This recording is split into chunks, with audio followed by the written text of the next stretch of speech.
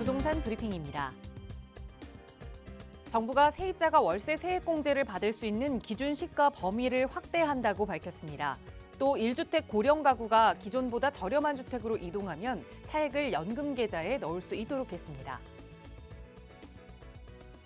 정부가 안전진단 완화 등 재건축 재개발 규제를 대폭 완화하면서 정비사업 기대감이 높아지고 있습니다. 목동과 반포, 상계 등 안전진단 수혜단지도 속속 나오고 있는 상황입니다. 지난해 수도권의 생애 첫집 마련 수요가 역대 최저치를 기록한 것으로 나타났습니다. 고금리에 집값이 역대 최대폭으로 하락하자 패닉 바잉 영끌 매수가 자취를 감췄습니다.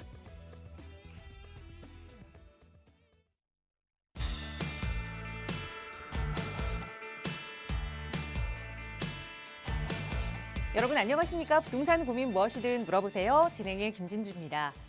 매년 이맘때가 되면 어김없이 하게 되는 고민이 있습니다. 바로 세뱃돈을 얼마나 줘야 하지? 라는 질문인데요. 이 적정한 수준의 세뱃돈은 적정한 수준의 축의금처럼 정말 끝나지 않는 고민인 것 같습니다.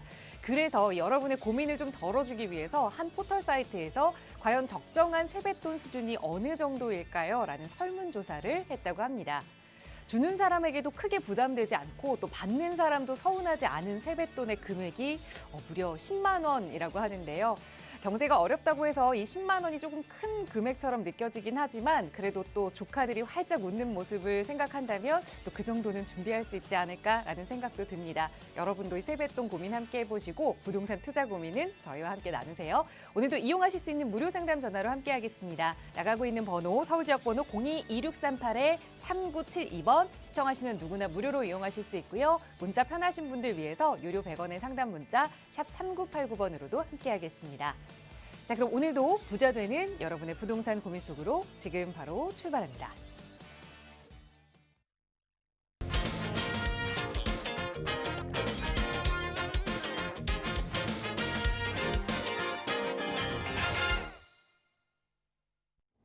네, 기분 좋은 오늘 또 여러분의 고민들 덜어드릴 부동산 전문가 모셨습니다. 바로 소개해드릴게요. D1 리얼티 에셋의 조범식 대표 함께하셨습니다. 대표님 어서 오세요. 네, 안녕하세요. 반갑습니다. 이제 민족 대명절이죠. 설이 채 일주일도 남지가 않았는데 우리가 이제 오프닝에서 이런 말씀하셨어요. 세뱃돈 때문에 고민을 하시는 분들이 많다. 세뱃돈 얼마 정도 줘야 될지 그 금액이 중요한 게 아니고 저는 그렇게 생각을 합니다. 그 세뱃돈을 줌으로 인해서 보여지는 뒤에 있는 그 가치들, 즉 올 한 해 건강하게 또 목표했던 바를 한 해 잘 이루기를 바라는 그 기원들, 열망들이 더 중요하다고 생각하거든요. 즉 금액보다는 그 뒤에 숨어서 있는 가치들이 그 어느 때보다도 중요하다고 생각을 하는데, 자 부동산도 마찬가지입니다. 지금 현재 부동산 가격들, 보여지는 가격들보다는 그 부동산이 가지고 있는 내재 가치, 앞으로의 전망들이 어떻게 될지를 지금 시점에서는 좀 알아가야 되지 않을까 이런 생각을 가지는데요. 자, 그런 부분들 뒤에 숨어 있는 이런 가치들 혼자 알기가 어렵습니다. 자, 금액대가 얼마여가지고 고민하시기보다는 그 뒤에 있는 가치들을 알기 위해서 고민을 풀으셔야 되는데 오늘 연락 주시면 제가 그런 고민들 시원하게 해결해 드릴 수 있도록 하겠습니다. 네, 세뱃돈 봉투에 담겨있는 그 금액보다 거기에 담겨있는 이모, 고모, 또 삼촌들의 마음이 중요한 거겠지요. 부동산 시장도 같을 겁니다. 겉으로 보여지는 것보다 앞으로의 그 담겨있는 가치들 전문가와 함께 따져보고 또 더 올바른 투자하시기 바라겠습니다. 저희 언제나 나가고 있는 무료 상담 전화로 도움드리고 있거든요. 나가고 있는 번호 02-2638-3972번으로 함께하고 있고요. 문자 편하신 분들은 유료 100원의 상담 문자 샵 3989번도 이용하실 수 있습니다. 오늘은 여러분의 고민 만나보기에 앞서서 먼저 여러분들 궁금해하시는 내용, 부동산 시장의 이슈들 먼저 좀 대표님과 이야기를 나눠보고자 하는데요. 무려 11개월 만에 주택담보대출 금리가 은행권에서 좀 하락 전환했습니다. 그러다 보니 매수 심리가 조금씩 다시 고개를 드는 것 아니냐, 집값이 바닥을 친 것 아니냐라는 집값 바닥론이 조금씩은 고개를 들고 있는 것 같아요. 과연 여기가 정말 바닥이 맞을지, 향후에 어떤 흐름을 보이게 될지 이 금리와 함께 더불어서 좀 살펴보는 시간 마련했습니다. 대표님 전해주실까요? 네, 올 들어서 얼마 되지 않았지만 벌써 시장에 많은 변화들이 있었습니다. 많은 규제 완화와 또 대출 정책들, 그리고 금리의 이제 상승폭이 이제 반등을 하는 그런 흐름으로 시중금리의 움직임을 가져가면서 시장에 대한 전망치들이 다양한 전망치들이 나오고 있는데 그 안에서도 가장 대표적인 게 이제 바닥을 찍을 때가 되지 않았느냐라고 얘기하시는 분들도 계시고 또 한편으로는 무슨 얘기냐 조금 더 장기적으로 하락할 것이다 라고 말씀하시는 분들도 많습니다. 즉 바닥론 분들과 장기 하락을 주장하시는 분들 굉장히 많습니다. 그렇다 보니까 우리 시청자분들 누구 말을 들어야 될지 누구 얘기가 좋은 건지 맞는 건지 굉장히 헷갈리고 어려우실 것 같아서 오늘은 그런 부분에 대해서 좀 정리를 해보는 시간을 갖도록 하겠습니다. 자, 부동산 시장 지금 바닥일까 장기 하락일까 이걸 먼저 따지기 앞서서 우리가 부동산 시장에서 가장 기본적으로 봐야 되는 것들이 있습니다. 그게 어떤 거냐? 바로 공급과 수요입니다.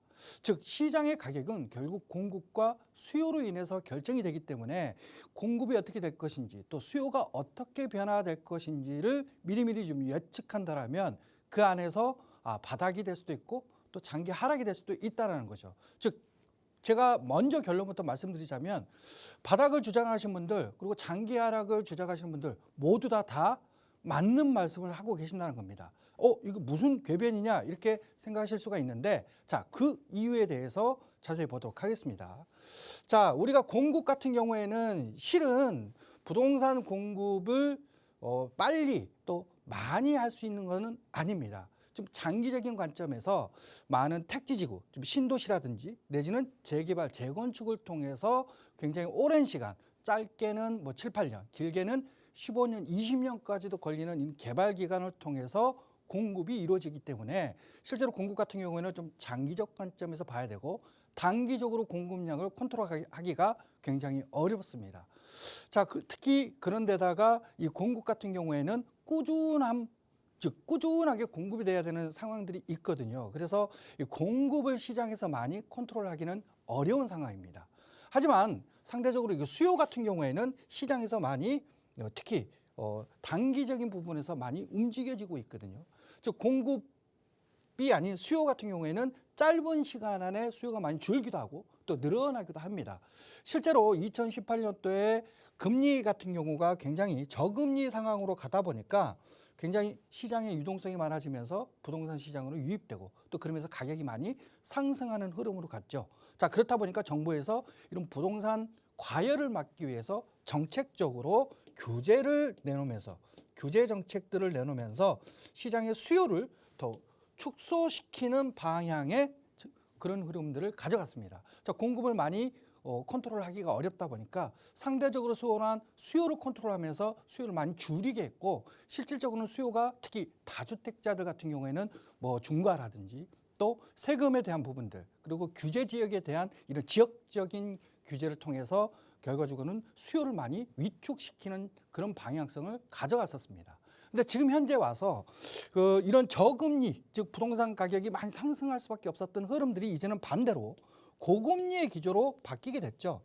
자, 그런데 우리가 시장에서 금리 같은 경우에는 대외 변수들, 즉 미국의 기준금리라든지 또 세계적인 경기 상황에 맞춰서 우리나라의 기준금리가 따라 움직이기 때문에 실제로 임의대로 우리 마음대로 컨트롤하기가 어렵습니다. 자, 그런데 지금 현재 시장을 보면 금리가 계속 상승을 했고 올 2, 3월 앞으로 한 2, 3개월간은 추가적으로 또 인상이 될 것이다라는 게 충분히 예측이 되고 있고 이 고금리 기조가 적어도 올까지는 유지가 될 것이다라는 게 많은 경제 전문가들이 내놓고 있는 전망들입니다. 즉 올 한 해는 고금리 기조로 갈 것이다. 즉 시장의 수요가 지금 현재 이런 고금리로 가다 보니까 더 위축시켰던 이런 규제 정책하고 맞물리면서 거의 수요가 없는 흐름으로 갔죠. 즉 거래 절벽 상황이 오면서 굉장히 팔고 싶어도 못 파는 그러다 보니까 시장의 시세보다는 더 싼 급매물이 나오기 시작하면서 가격대들이 많이 하락하는 흐름으로 진행이 됐습니다. 자, 그런데 이제 이런 문제들이 이렇게 하락하는 흐름으로 가다 보니까 미분양이 늘어나고 또 건설사들이 굉장히 자금력에서 어려움을 겪는 이런 상황으로 가다 보니까 이런 부분들을 해소하기 위해서 결국 수요를 회복시키는 그런 정책들로 다시 전환이 됐거든요. 자, 그러면서 지금 현재 정책들이 규제 방향성에서 완화하는 규제로 바뀌게 됐고 세금적인 부분 또 규제적인 지역적인 조정 대상 지역이나 이런 것들을 거의 다 풀면서 실제로 이제는 규제가 거의 없는 상황이라고 보더라도 과언이 아닌 그런 상황입니다. 자, 그런데 결국 계속 고금리가 유지가 되다 보니까 우리 영끌하셨던 분들, 또 실수요자분들, 대출을 끼고 계셨던 분들이 굉장히 이자 부담에 허덕일 수밖에 없거든요. 그래서 최근에 이 특례 보금자리론이라는 이 고정금리를 통해서 이자 부담을 줄일 수 있는 이런 대출 상품까지 나오면서 결국 금리 부분과 정책적인 부분에서 수요가 좀 늘 수 있는 방향으로 올 초에 본격적으로 움직여지고 있고, 특례 보금자리론이 올 이번 달 30일부터 출시가 되면 실질적으로 그 시장이 하나씩 조금씩 변화가 될 것으로 예상이 됩니다. 자, 그러면 지금까지는 공급이 많든 적든 간에 수요가 워낙 적었기 때문에 실제로 주택을 살 사람들이 없어서 가격이 하락하고 또 급매물이 늘어나는 시장으로 바뀌게 됐습니다.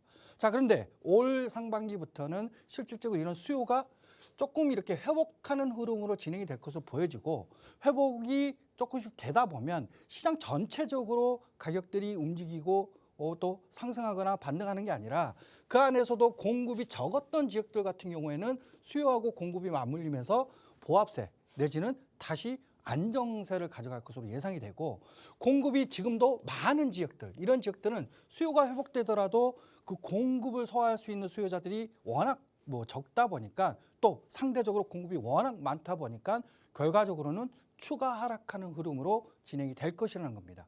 즉 수요가 올 상반기 때부터 조금씩 회복이 된다 치더라도 결국엔 지역적으로 공급이 적었던 지역은 그나마 가격이 즉 급매물이 소화가 되면서 이제는 저점이구나라는 인식을 가질 수 있는 지역이 생길 것이고, 반대로 공급이 많은 지역들은 그 공급량이 소화되는 시기 때까지는 지속적으로 하락하는 흐름으로 갈 것이라는 겁니다. 자, 그래서 제가 바닥이다 또 장기 하락이다 이 얘기가 모두 다 맞다라고 말씀을 드렸던 그 이유가 바로 여기에 있는 거거든요. 그럼 지금 시점에서 우리가 중요한 건 무엇이냐? 자, 어느 지역이 공급이 적고 어느 지역이 공급이 많은지를 미리미리 좀 선별해서 판단하신다라면 그 안에서 나의 주택 전략들 또 재테크 전략들을 세워가실 수 있다라고 생각이 드는데, 자, 그렇다 보니까 대표적인 지역들 중심으로 제가 수요 공급을 좀 준비를 해봤습니다. 일단 서울 같은 경우, 먼저 수도권에서 서울 같은 경우 보겠습니다. 자, 서울은 연간 적정 수요가 4만 7천 가구 정도가 필요한 지역입니다. 자, 그런데 작년에도 4만 7천 가구를, 재작년에도 4만 7천 가구 이상을 넘기지 못했고요. 그 입주 물량이 작년에도 거의 2만 3천 가구 정도만 입주가 됐습니다. 또한 올해도 작년보다도 더 적은 수의 입주 물량이 있으면서 실질적으로 4만 7천 가구를 채울 수 있는 그 절반 정도 수준까지도 지금 공급이 이루어지지 않고 있는 상황이에요. 굉장히 공급이 부족한 상황입니다. 자, 그러면 아니 공급이 이렇게 적은데 왜 가격이 떨어졌습니까? 라고 말씀하시는 분들도 계시거든요. 실은 이 공급보다도 더 중요한 게 제가 수요라고 그랬죠. 즉 수요가 원래는 적정 수요가 4만 7천 가구 정도, 즉 집을 살려고 하는 사람들이 4만 7천 가구 정도가 있어야 되는데, 실제로 이 고금리의 정책들로 인해서 이 수요가 떨어지면서 실제로 수요가 이런 밑에 쪽에 형성이 되면서 실제로 보면은 지금 현재 수요보다도 공급이 더 많구나, 이런 형태로 진행되면서 미분양도 생기는 거고 또 거래도 이루어지지 않고 집이 남아도는 것 같은 느낌이 들면서 가격이 또 하락하는 흐름으로 진행이 됐던 겁니다. 즉 올 상반기 이후에 이런 수요가 조금씩 회복해서 저는 수요가 많이 늘어나 가지고 부동산 가격이 크게 다시 상승할 것이다라고 보지는 않습니다. 다만 수요가 다시 정상화된다라면 실질적으로 이 정상화된 수치, 지금까지 연구기관 정부기관이 분석해서 내놓은 이 적정 수요량까지만 회복이 되더라도 서울 같은 지역은 공급이 부족하다 보니까 급매물이 좀 빨리 소화가 되고, 그러면서 바닥권이 다른 지역에 비해서 좀 빨리 형성될 수 있는 그런 지역이라는 겁니다. 자, 그 다음은 우리가 경기권을 좀 보도록 하겠는데, 경기권은 연간 6만 7천 가구 정도가 공급이 되는 지역이어야 됩니다. 자, 그런데 작년 또 재작년 같은 경우에도 6만 7천 이상으로 더 많은 가구들이 공급이 됐고, 실제로 올해 같은 경우 또 내년 같은 경우에도 소폭 더 많은 공급량이 예정돼 있습니다. 그런다 해서 경기도 전체가 다 가격이 하락하거나 위축되기보다는 경기도는 굉장히 면적이 넓다 보니까 그 안에 많은 도시들이 있죠. 이 도시들 내에서 추가적으로 공급이 적은 지역들, 또 많은 지역들, 이런 지역들이 공급이 적은 지역들은 바닥이 빨리 형성이 될 것이고, 공급이 많은 지역들 같은 경우에는 그럼 공급량, 입주 물량이 소화되는 시기 때까지는 추가적으로 하락하는 흐름으로 진행되면서 지역별로 편차를 가져가는 양극화가 진행이 될 수 있는 지역이 바로 경기도 일대입니다. 자, 다음으로는 인천이거든요. 자, 인천 같은 경우에는 실질적으로 지금 작년 한 해만 하더라도 굉장히 공급량이 많았고요. 또 올해에도 굉장히 공급량이 많은 상황입니다. 14,000가구 정도가 필요한 지역인데 거의 37,000가구 이상을 다 올해 또 작년에 굉장히 많은 입주 물량이 집중되어 있으면서 실제로 이 입주 물량이 소화되는 시기, 즉 24년, 25년 때에도 공급이 적정한 수준까지도 계속 진행이 되기 때문에 26년 이후까지는 어느 정도 좀 지켜봐야 되지 않을까. 자, 그 시기가 됐을 때 좀 가격대가 좀 어느 정도 상승하는 흐름으로 가지 않을까, 이렇게 조심스럽게 예상을 하고 있습니다. 자, 다음은 광역시 중에서도 굉장히 공급량이 많은 지역과 또 적은 지역 몇 군데 지역을 제가 뽑았는데요. 일단 부산 같은 경우에도 작년 한 해에 연간 16,000가구 정도가 적정 수요인데 그 16,000가구를 넘어선 거의 25,000가구 정도 수준의 공급이 이루어졌습니다. 자, 그러니까 작년에도 부산 공급이 좀 많았는데 올해도 비슷한 수준, 즉 적정 수요보다는 더 많은 입주 물량이 지금 예정돼 있다 보니까 부산 같은 지역도 실질적으로 공급이 좀 많은 지역이다. 즉 이 공급이 좀 소화되는 시기 때까지는 좀 시간이 걸릴 것이다. 다만 내년 그리고 내후년에 실질적으로 공급이 되는 물량들이 적정 수요보다는 더 적은 지역들이거든요. 그래서 타 지역, 뭐 인천 같이 이렇게 25년, 6년 이렇게 길게 보기보다는 내년, 내후년 이후 정도면은 좀 빠르게 그래도 하락세가 다시 반등이 되지 않을까, 이렇게 예상이 됩니다. 자, 다음은 대구인데요. 대구 같은 경우는 지금 현재 미분양이 굉장히 많이 쌓이고 있는 지역이죠. 그 이유는 21년 또 작년 22년도까지 필요 적정 수요량인 11,000가구 이상의 입주 물량들이 나오면서 실제로 굉장히 많은 미분양이 좀 발생이 됐던 지역인데 올해 한 해만 하더라도 거의 적정 물량의 3배 이상의 입주 물량이 진행되는 지역이거든요. 즉 미분양도 쌓여가고 있는데 실제 입주 물량도 더 늘어나고 있는 지역이다 보니까 당분간 이 물량들이 소화되는 시기 때까지는 좀 반등, 즉 저점을 형성하기가 좀 어렵지 않을까, 이렇게 예상이 되고 있고 24년도에도 적정 수요보다는 더 높은 입주 물량을 가지고 있다 보니까 여기도 조금 더 2, 3년 정도는 시간적인 여유가 시간적인 부분들이 걸릴 것으로 예상이 됩니다.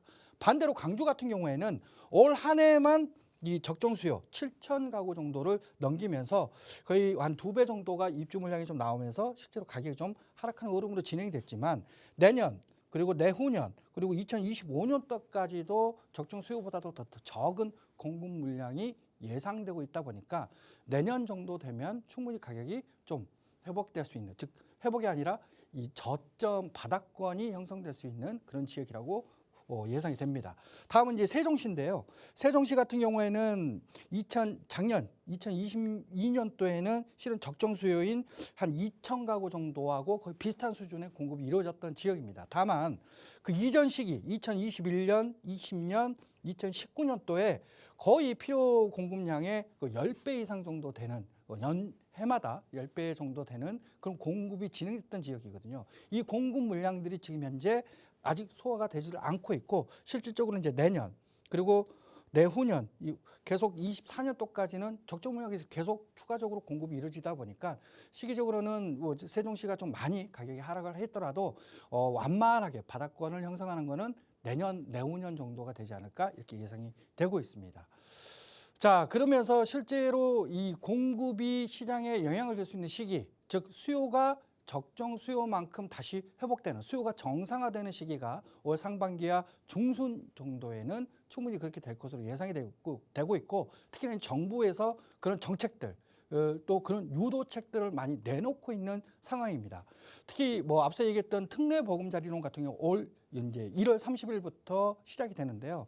특례 보금자리론 기준은 바로 KB 시세 9억 기준으로 진행이 되거든요. 그럼 지역별로 전국 아파트 가격을 기준으로 구억 기준의 주택들이 얼마나 비중을 차지하고 있느냐라는 걸 본다면 전국적으로는 거의 80% 정도가 구억 미만에 있는 아파트들이 대부분입니다. 하지만 지역별로 봤을 때는 굉장히 큰 차이를 가지는데 특히 서울 같은 경우에는 34% 정도로 서울 전체 아파트 중에 거의 한 10개 중에 3개 정도가 구억 미만이고 그 외의 주택들은 다 구억 이상의 주택들이라는 거죠.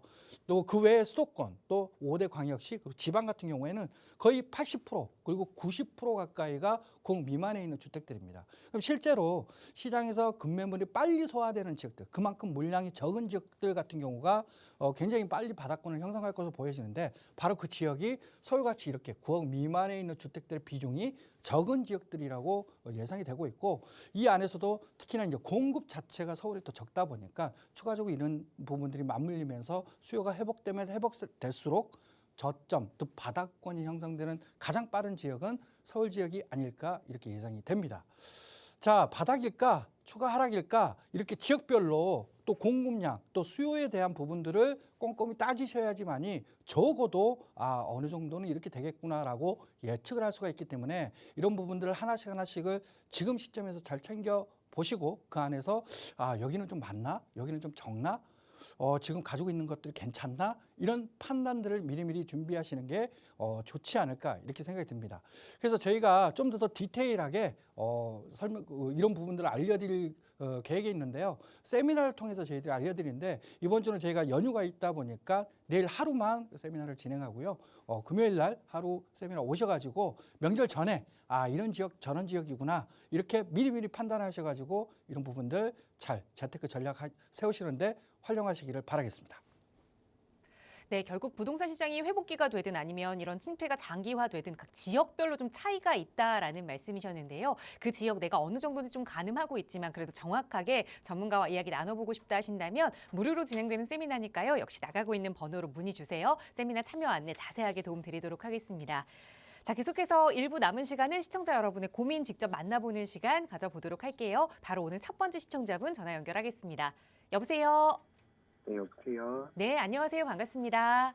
네, 안녕하세요. 네, 시청자님 오늘 어떤 고민 함께 좀 해결해 볼까요? 네, 종로구 숭인동 종로 센트랩을 투자 목적으로 보유 중인데 네. 이거 보유를 해야 될지 매도를 해야 될지 해서요. 알겠습니다. 말씀 주신 거 종로 숭인동에 위치한 종로 센트레빌 여기를 그러면 투자 목적으로 전세를 주고 좀 갭 투자해 놓으신 걸까요?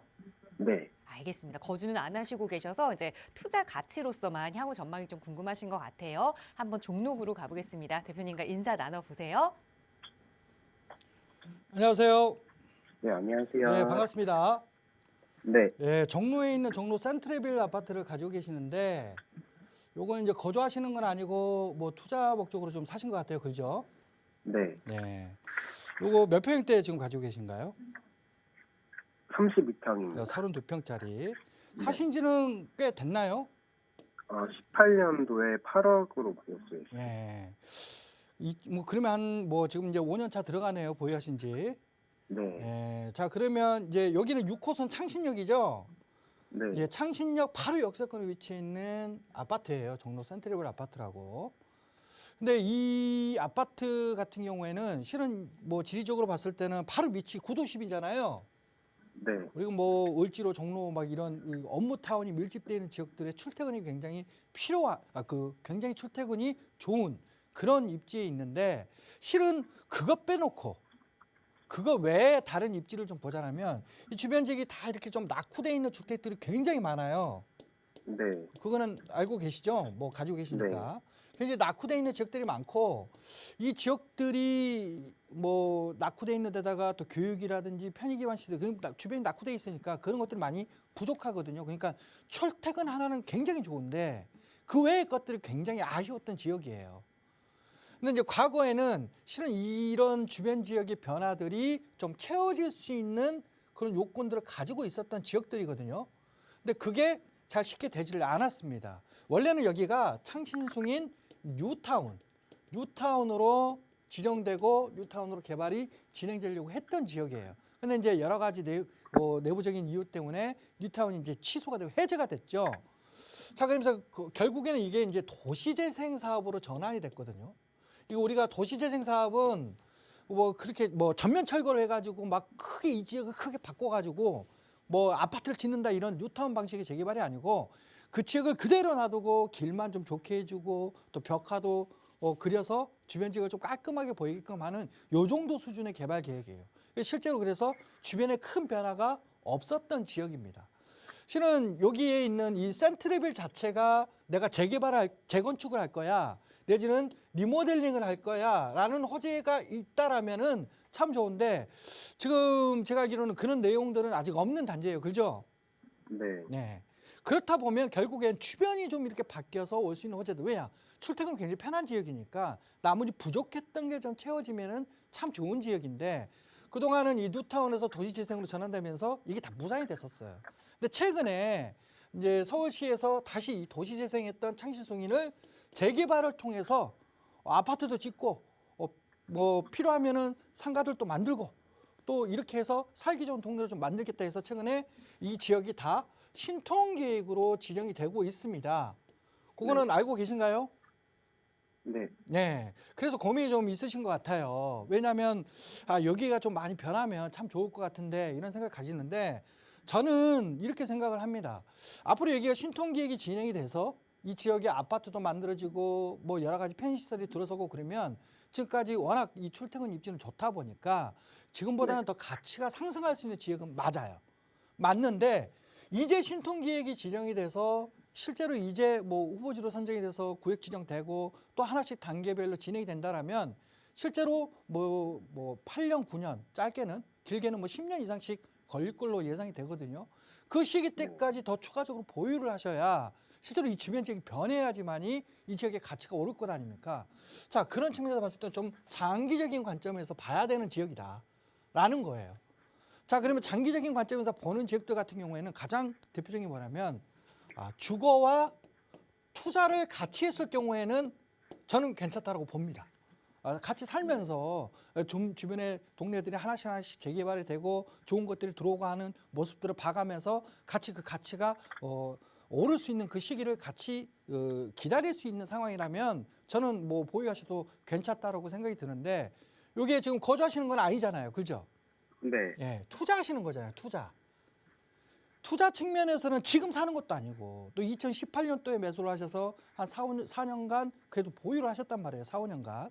그래서 지금 정도에서는 저는 최근에 이제 가격이 좀 뭐 하락을 해서 좀 떨어지긴 했지만 2018년도에 매수하셨을 때보다는 가격대가 그래도 좀 뭐 지금은 더 차익을 누리시고 있는 상황일 것 같아요. 그죠? 네. 네. 그래서 저는 살고 있다라면은 한번 고려해 보십시오라고 말씀을 드리겠는데 투자라면 이게 너무 길어요. 기다리는 게. 그래서 저는 지금 시점에서는 한 번 정도는 갈아타기 타이밍을 가지고 갈아타기를 하시는 게 좋을 것 같습니다. 투자 측면에서는. 네. 그러면 이제 저는 실제로 이 지역들 같은 경우가 보시면은 굉장히 많은 개발들이 지금 현재 진행되고 있어요. 제가 말씀드렸던 창신숭인 같은 경우가 이제 모아타운 여기에 위치해 있고 센트레빌이 바로 여기에 위치했습니다. 여기가 이제 구도심이거든요. 구도심은 여기는 다 상업지로 형성되어 있고 또 고도 제한이라는 이런 규제들이 있다 보니까 실질적으로 굉장히 낙후되어 있는 지역들이 많습니다. 그래서 이 안의 개발을 지금 굉장히 많이 서울시에서 추진하고 있어요. 뭐 세운상가라든지 또 고도 제한 완화를 통해서 이 지역에 부족한 주거시설을 즉 집들을 많이 지어주는, 주택을 지어주는 이런 계획들을 지금 세워놓고 있는데 자 보시면은 여기 구도심을 제외하고 나머지 지역들 보면 막 빨간색들이 막 계속 떠 있죠. 여기는 이제 네. 신당동 일대이고요. 또 이쪽은 창신숭인동 일대고 이쪽은 마포, 공덕 그리고 이 용산 일대거든요. 저는 지금 시점에서는 굉장히 많은 이런 개발 계획들이 잡혀 있는 지역들, 이런 지역들로 아예 더 접근하시는 게 좋다. 즉 지금 아파트 여기서도 시세 차익 좀 누리시긴 했지만 저는 여기서도 실제로 이렇게 더 중심지가 될 수 있는 지역들, 즉 서울역 역세권이라든지 내지는 용산 국제업무지구 주변 지역이라든지 아니면 마포권역이나 이 신당동, 성동구 일대 이쪽 일대 쪽으로 한 번 정도 좀 갈아타시기를 하시는 게 아무래도 좋을 것 같고요. 특히 보시면 이런 지역들이 다 재개발을 중심으로 많이 움직이고 있습니다. 여유가 되신다라면 재건축이나 리모델링 들어가셔도 되는데 내가 좀 이게 여유가 좀 안 될 것 같다라고 한다라면 이런 재개발 위주로 가시더라도 이런 지역은 이 지역 자체의 호재, 거기에 이 주택까지도 변할 수 있는 이런 개발 호재를 가지고 있으니까 이런 쪽으로 조금 더 중심적으로 조금 더 내가 투자를 하더라도 좀 길게 보더라도 부담스럽지 않은 지역으로 갈아타기를 한번 하시는 게 좋을 것 같습니다. 그래서 요거 한번 서울역 역세권이나 용산 주변 지역 그리고 송동구 일대 있잖아요. 네. 예, 이쪽으로 한번 잘 둘러보시고 갈아타기 한번 하십시오. 아, 네, 알겠습니다. 네, 거주하지 않는 투자 목적으로는 너무 긴 기간 앞으로도 좀 보유를 해야 한다 조언 드렸으니까 조금 더 투자 가치 높일 수 있는 지역으로 임장 활동해 보시고 결정하시기 전에는 꼭 다시 한번 연락 주세요. 저희 나가고 있는 무료 상담 전화 02-2638-3972번으로 여러분 조금 더 부자 되실 수 있는 방법 함께 고민하고 있습니다. 자, 다음 전화 연결해서 또 말씀 이어갈게요. 여보세요. 여보세요. 네, 안녕하세요. 네, 안녕하세요. 반갑습니다. 네네. 네, 시청자님 오늘 어떤 부동산 이야기 좀 나눠볼까요? 저 고향인 행신동 네. 보원마을 서강라이프 10단지 지금 거주 중인데 네. 앞으로의 전망이 좀 궁금해서 이제 문의드렸거든요. 알겠습니다. 거주 중이신 아파트인데 따로 이사 계획이 있는 건 아닌데 그래도 좀 전망이 궁금하신 거죠? 네네. 네, 말씀 주신 게 고양시 행신동의 문원마을 서광라이프 10단지 말씀 주셨는데요. 계속 거주해 볼 만한 투자 가치 있는 집인지 한번 살펴보도록 하겠습니다. 대표님과 인사 나눠보세요. 안녕하세요. 네, 안녕하십니까. 예, 반갑습니다. 네네. 예, 이거 뭐 지금 거주하고 계신다고 그랬잖아요. 네. 예, 몇 평대 거주하고 계십니까? 지금 32평이요. 예, 32평짜리. 자, 위치를 보면 우리가 이제 경의중앙선이죠. 이 네, 행신역. 맞아요. 네네. 행신역을 쓸 수가 있고 주변에 이제 이 서강 라이프 아파트는 그 행신역 북쪽에 위치해 있는 단지인데 주변에 이제 뭐 초중학교도 있고 초등학교, 중학교도 있고 또 굉장히 여기는 과거에 택지집으로 조성이 되면서 펜시설 또 교육시설 또 이런 것들이 아주 잘 갖춰져 있는 지역입니다. 네네. 그래서 살기는 아주 좋을 거예요. 그죠? 네, 맞아요. 예, 살기는 좋은데 실제로 이제 가격대를 보면 살기 좋은 거에 비해서는 아무래도 좀 가격대가 좀 다른 지역들에 비해서 또 일산이라든지 그죠? 또 네네. 삼성이라든지 이런 지역들에 비해서는 실제로 좀 가격대가 좀 낮은 수준에 더 있어요. 네네. 자, 그러다 보니까 고민이신 것 같아요. 이게 좀 오를 수 있을까? 네. 내가 살고는 있는데 이게 오를 수 있을까? 이게 고민이신 것 같은데 네. 저는 이렇게 봅니다. 이 행신동 일대, 이 덕양구 일대에서도 이 행신동 일대가 실제로 이렇게 가격대가 좀 이렇게 약세를 피는 다른 지역들에 비해서 더 낮은 금액들을 형성하고 있는 이유는 아파트가 좀 오래됐기 때문에 그렇습니다. 네네. 그리고 이제 두 번째로는 그냥 출퇴근하는 그냥 베드타운이에요. 그 여기에 어떤 업무타운이나 또 대규모 핵심 시설이 들어서거나 이런 분위기로 움직여진다라면 그래도 사람들이 많이 찾으면서 가격대가 좀 회복될 수 있을 건데 그런 네. 요소들이 아직까지는 없다 보니까 상대적으로 좀 다른 지역에 비해서는 가치평가가 조금 낮은 상황입니다. 자, 그러면 이제 주변 지역하고 좀 비교를 해보면 네. 우리가 이 행신동 일대 같은 경우에는 그래도 경기권 내에서는 서울 있죠, 서울. 네. 서울의 접근성이 아주 양호한 지역이에요. 네네. 자, 바로 여기가 이제 덕양구 행신동인데 바로 밑에 쪽에 이제 상암 DMC가 있거든요. 네네. 그래서 뭐 경인중앙선 타고 금방 출퇴근이 가능한 그 서울 이게 DMC 같은 이게 직장 업무타운에 출퇴근이 가능한 그런 위치에 있어요. 그 경기권에서도 우리가 광명이라든지 또 뭐 하남이라든지 구리라든지 이런 지역들 같은 경우는 서울하고 딱 맞닿아 있는 출퇴근이 편한 지역이다 보니까 다른 경기권에 비해서는 그 가치가 더 높거든요.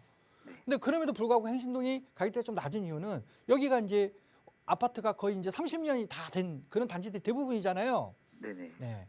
근데 위쪽에 있는 삼성이라든지 또 최근에는 이 파주 있죠, 파주.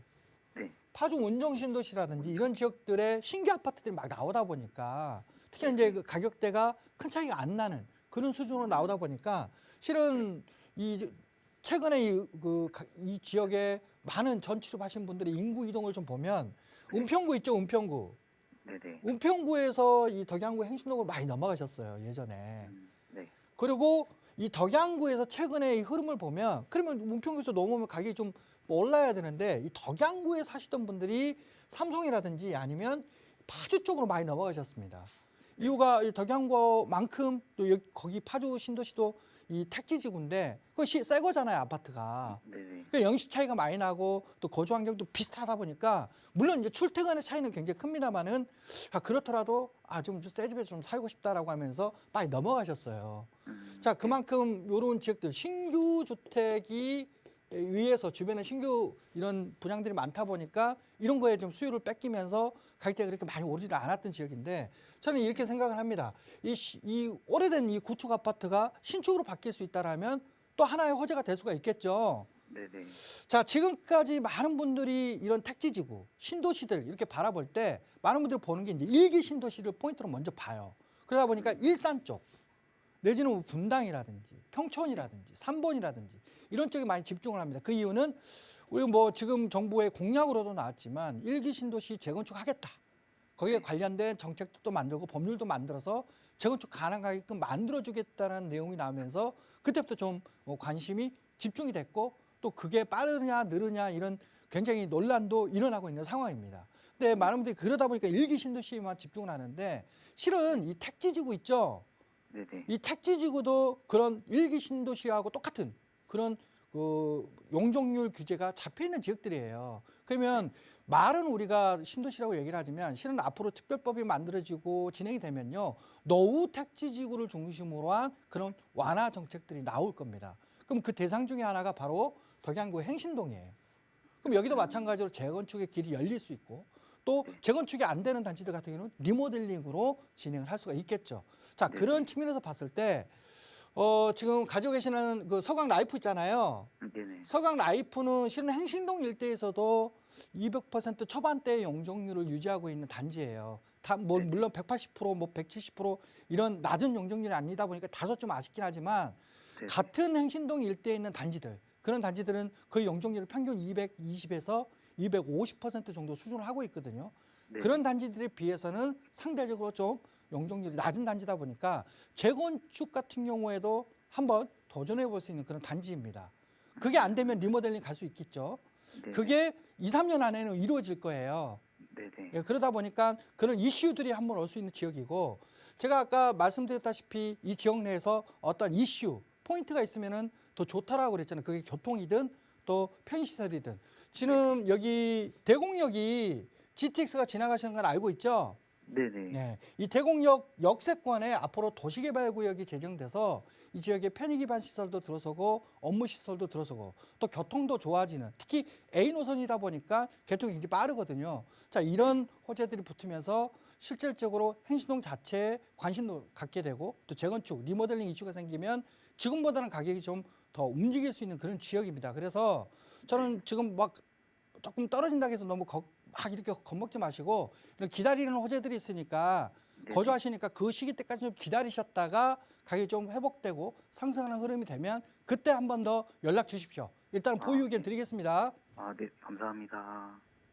네, 우선은 거주도 하고 계시니까요. 급하게 매도하지 말고 좀 보유하자 조언 드렸습니다. 기간이 조금 남아있지만 언제든 좀 마음 흔들리신다면 편하게 문의 주세요. 저희 나가고 있는 무료 상담 전화로 함께 할 거고요. 다음 전화 빠르게 연결해 보겠습니다. 여보세요? 여보세요? 네, 안녕하세요. 반갑습니다. 네, 안녕하세요. 네, 시청자님 오늘 어떤 부동산 함께 이야기 나눠볼까요? 구로구 신도림동에 신도림 동화 2차랑요. 네, 그리고 구로동 구로 중앙하이츠 중에 네. 어디를 좀 거주 겸으로 네. 투자할 건데 어떤 네. 게 좋을지 해서요. 알겠습니다. 거주하실 목적이라서 같은 지역에서 좀 보신 것 같아요. 먼저 말씀 네. 주신 게 신도림에 위치한 신도림 동화 2차 그리고 바로 근처에 위치한 구로 중앙 하이츠 말씀 주셨는데 거주하면서 그래도 가격이 더 높이 오를 아파트가 어딘지 비교해 보도록 할게요. 대표님과 네. 인사 나눠보세요. 네, 안녕하세요. 안녕하세요. 네, 반갑습니다. 네. 예, 네, 위치를 안녕하세요. 보니까 이제 1호선이죠. 구로역. 네. 구로역 역세권에서 북쪽에 있는 신도림 2차 아파트. 그죠? 네, 네, 신도림 동화 2차하고 남쪽에 있는 구로 중앙 하이츠죠. 구로역 네. 역세권에 있는. 네. 이 두 단지를 좀 보셨어요. 네. 근데 제가 알기로는 이 두 단지가 가격 차이가 좀 나는 걸로 알고 있거든요. 네. 신도림 2차는 몇 평대 보셨어요? 25평이요. 25평짜리. 네, 네, 네, 네. 그러면은 구로 중앙 하이츠는요? 33평이요. 여기는 33평. 네. 자, 여기서 이제 25평하고 33평이 거의 비슷한 가격대일 거예요. 그죠? 네. 예. 그러다 보니까 고민을 하시는 거예요. 아, 조금 작지만 조금 더 살기 좋은. 왜냐하면 여기가 이제 신도림 2차 주변 지역이 다 아파트 단지로 이루어져 있잖아요. 아, 네. 그리고 뭐 백화점하고 이마트 뭐 이런 것도 위치해 있고 그래서 살기도 편하고 또 교통도 좋은 지역이다 보니까 상대적으로 25평짜리 그리고 이제 밑에 쪽은 구로 중앙하이츠는 실은 여기도 구로역 역세권에 위치했긴 하지만 주변이 다 저층 주거지로 이루어져 있어요. 네. 그러니까 아무래도 주거 환경이나 환경적인 측면에서 동화 2차보다는 구로 하이츠가 조금 아쉽습니다. 자, 그래서 네. 여기는 조금 더 가격대가 저렴해요. 네. 자, 그러다 보니까 여기는 33평이고 여기는 25평짜리인데 가격대 얼마 정도 나옵니까, 최근에? 지금 9억 5천 정도. 9억 중반 정도. 네네네. 혹시 이게 꼭 1호선 역세권을 고집하시는 이유는 따로 있으신가요? 출퇴근 때문에 그러신가요?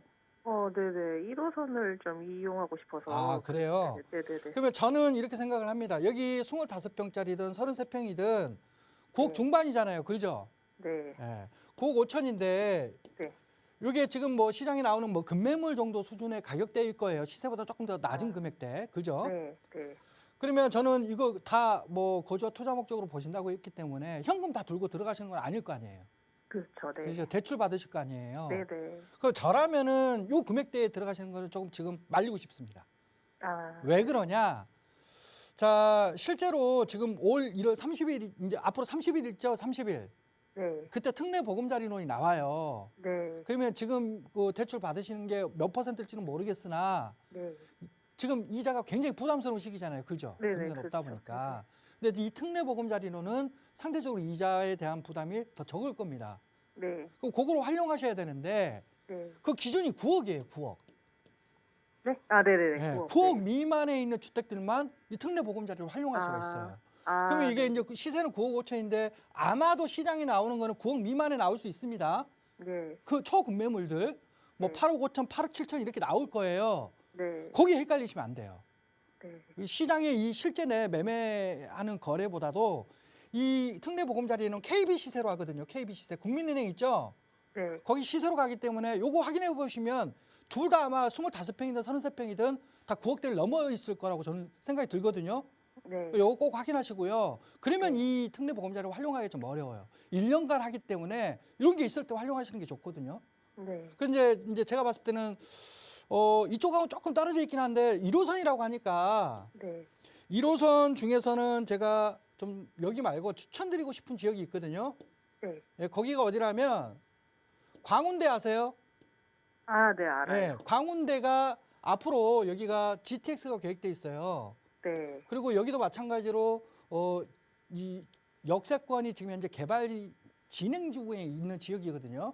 예. 근데 이 주변 지역에 아파트들 지금 보시는 아파트들 있잖아요. 네. 거기하고 연식이 비슷한 아파트들인데 실제 시세가 이제 8억대 중반 정도에 있는 30평대가 있습니다. 네. 예, 저는 1호선도 쓰고 주변에 호재도 보고 그러면서 가격도 좀 상승할 수 있고 그러면서 대출까지도 좀 더 받을 수 있는 그런 주택 위주로 좀 가시는 게 지금 시점에서는 좋다고 생각이 들거든요. 네. 그래서 KB 시세 꼭 확인하시고 네. 여기 광운대 역세권 있잖아요. 네. 이 역세권에 보면은 이제 좀 대단지들 있어요. 네. 딱 가서 금액 보면 아실 겁니다. 그 아, 단지들 한번 둘러보시고 그쪽으로 저는 가셨으면 하고 추천을 해드릴게요. 아, 네, 알겠습니다. 예. 네. 네, 우선은 정부가 내놓은 그런 여러 가지 좋은 혜택들을 받는 게 중요하다라는 말씀을 드렸으니까 9억 이하의 집을 좀 찾는 데에 주력을 두셔야 될 것 같아요. 보셨던 지역은 좀 벗어나서 1호선 라인 타고 광운대역까지 좀 일러드렸으니까 임장활동 해보시고 선택되면 언제든 결정하시기 전에 연락 주세요. 나가고 있는 번호 02-2638-3972번 또 유료 100원의 상담 문자 샵 3989번으로 여러분 고민 내용 언제든 편하게 도움 드릴 거고요. 자, 이번에는 문자로 보내주신 사연 좀 살펴보겠습니다. 뒷번호 3997 쓰시는 시청자분의 사연입니다. 동작구의 사당 우성 2단지 아파트 향후 전망 궁금합니다라는 질문 주셨어요. 보유 중이신 건지 아니면 매수를 고민하시는 건지 잘 모르겠는 상황이긴 한데 어쨌든 전반적으로 좀 살펴봐야 될 것 같아요. 대표님 어떻게 보세요? 예, 사당 우성 아파트 같은 경우에는 제가 알기로는 이제 우곡신이라고 해서 우성 아파트하고 신동아, 곡동 아파트 이 세 단지가 같이 통합으로 리모델링이 지금 통합 리모델링이 진행되고 있는 단지입니다. 즉 지금 어느 정도 좀 진행이 됐고 통합으로 진행되다 보니까 거의 뭐 5천 가구 수준의 대단지로 변화가 되는 그런 단지거든요. 자, 지금 시기가 조금 어렵고 실제로 또 시세가 좀 하락하는 흐름으로 진행되긴 했지만 입지적으로도 바로 이수역 다 활용할 수가 있고 또 강남 접근성도 좋으면서 대단지의 신규 단지로 변화될 수 있는 호재들을 가지고 있는 단지다 보니까 이런 호재들이 실제로 반영이 돼서 신규 아파트가 되고 또 가격이 또 지금보다는 더 높은 가치로 형성될 수 있는 시기 때까지 보유하셔도 지금 시장 흐름 속에서도 저는 크게 문제가 없다, 무방하다라고 생각이 듭니다. 그래서 저는 추가적으로 이제 개발이 진행이 돼서 신규 아파트가 될 때까지는 좀 장기적 관점으로 보유하셨으면 좋겠다라는 의견 드리겠습니다. 네, 지금 분위기에 흔들리지 말고 계속해서 좀 장기적으로 보유했으면 좋겠다 조언 드렸으니까요. 가지고 가시면서 언제든 고민 생기신다면 연락 주시고 만약 매수를 고민하시는 것이라도 좀 향후 전망 좋다라고 판단할 수 있을 것 같습니다. 자, 다음 사연 하나 더 살펴보도록 할게요. 뒷번호 8923번 쓰시는 시청자분 보내주신 사연인데요. 광진구 자양동의 한강 극동 아파트에 거주하고 있습니다. 매도해야 할까요? 라는 질문 주셨어요. 아마 요즘 분위기 때문에 좀 고민되시는 거겠죠? 대표님 어떻게 보세요? 최근에 이제 서울에 35층 충수 제한 룰이 있었는데 이 충수 제한 룰이 결국엔 이번에 2040 도시기본계획이 확정이 되면서 완전히 사라지게 됐습니다. 하지만 그 안에서도 이제 한강변에 위치해 있는 단지들, 특히 한강변에서도 바로 맞닿아 있는 단지들 같은 경우에는 아직까지는 그 층수가 크게 완화가 되지 않았거든요. 다만 이 한강변이라는 지역들에 관한 이 희소성, 그 특수성, 그리고 많은 사람들이 선호하는 이런 부분들을 봤을 때는 굉장히 좋은 입지에 많은 미래 가치를 가지고 있는 그런 단지입니다. 좀 오래된 단지였는데 이 단지가 최근에 이제 소규모 재건축을 진행하는 걸로 제가 알고 있거든요. 즉 충수 제한에는 크게 문제 없이 우리는 작게 재건축을 통해서 신규 아파트로 변하겠다라는 이런 움직임을 가져가고 있는 단지다 보니까 추후에 한강 조망이 나오는 그런 거라면은 저는 그런 위치에 있는 층이라면은 매수하셔도 좋다라고 생각이 듭니다. 그래서 일단은 매수 찬성 의견을 드리겠지만 일단은 조건은 한강 조망이 확보가 돼야 된다. 이 부분 꼭 참고하셔가지고 매수 전략 잡아가시길 바라겠습니다. 네, 우선은 찬성 의견 드렸습니다. 하지만 조건이 하나 붙었어요. 한강 조망이 되는 좋은 좋은 라인인지를 꼭 확인하셔라. 한번 임장 활동 해보시고 현명한 투자 판단하시 바라겠습니다. 저희 언제나 나가고 있는 무료 상담 전화 02-2638-3972번 그리고 유료 100원의 상담 문자 샵 3989번 통해서 고민 이야기 나누고 있는데요. 설 연휴 앞두고 그리고 마지막 좀 더 알찬 시간 보내고 싶다 하시는 분들을 위해서 조범식 대표와 함께 할 수 있는 무료 세미나 시간 마련하고 있습니다. 부동산 시장 이야기 좀 나눠볼 수 있을 것 같은데요. 어떤 이야기 좀 자세히 나눠볼 수 있는지 소개 부탁드릴게요, 대표님. 네, 아무래도 이번 명절 때는 지난 2, 3년과는 좀 다르게 가족들과 또 많이 모이는 그런 자리들이 생길 거라고 생각이 듭니다. 자, 그 안에서 요즘 부동산이 어떻더라 저떻더라 이런 얘기 많이 하실 거예요. 자, 그 전에 미리 좀 저희 세미나 오셔가지고 시장이 어떻게 변화가 되고 그 안에서 어떤 지역들과 어떤 지역들이 바닥을 형성하고 또 추가로 하락할지 또 상대적으로 가격이 상승할지를 좀 미리 알아두신다면 우리 가족들 모임 같이 있을 때 그 안에서도 올바른 판단 또 방향성을 같이 고민하실 수 있는 또 그런 기회 장이 또 생길 거라고 생각이 듭니다. 그래서 오셔가지고 연휴 전에 미리미리 듣고 내 재테크 전략도 다 챙기시고 또 명절 때 가족들까지도 같이 챙기는 그런 기회가 되시기를 바라면서 오셔가지고 듣고 또 하나의 재테크 전략 잘 세워가시기를 바라는 그런 부분에서 오시면 좋을 것 같고 저희가 이번 주는 이제 하루만 하기 때문에 뭐 내일 하루만 하기 때문에 금방 선착순이 또 마무리가 될 수가 있습니다. 그래서 생각이 있으신 분들은 빨리 전화 주셔가지고 오셔서 듣고 그런 기회를 가져가시기를 바라겠습니다. 네, 그동안 설 연휴에 코로나19 때문에 친지들이 모이기가 정말 힘들었죠. 오랜만에 얼굴 보는 친척들이 많아질 겁니다. 그러면 좋은 이야기들만 나누고 싶겠지만 또 어김없이 또 빠짐없이 나오는 주제가 부동산과 관련된 이야기일 텐데요. 친척분들과 함께 고민 이야기 나누기 전에 먼저 전문가들의 의견 듣는다면 또 앞으로의 부동산 투자 방향들 설정하고 또 이야기 나누는 데 도움이 되겠죠. 그런 시간입니다. 무료로 함께 할 수 있는 시간이니까요. 앞으로의 부동산 시장 전망 조범식 대표와 함께 이야기 나눠보고 싶으시다면 바로 내일입니다. 금요일 진행되는 세미나 많이 참석해 보시기 바라겠고요. 역시 세미나도 나가고 있는 무료 상담 전화 02-2638-3972번으로 문의 주시면 어떻게 참석하실 수 있는지 자세하게 안내 도움 드리도록 하겠습니다. 네, 오늘 저희가 준비한 1부 순서는 여기까지입니다. 아울러 저희 프로그램은 여러분께 보다 다양한 정보 제공하기 위해 마련되고 있습니다. 해당 부동산의 가치나 매물 가격의 상승 하락은 보장하지 않는다는 점 유의해 주시기 바랍니다. 저희 잠시 후 2부에서도 여러분의 고민 다양하게 만나기 위해 돌아올 테니까요. 많은 시청과 참여 부탁드립니다. 함께해 주신 여러분 고맙습니다.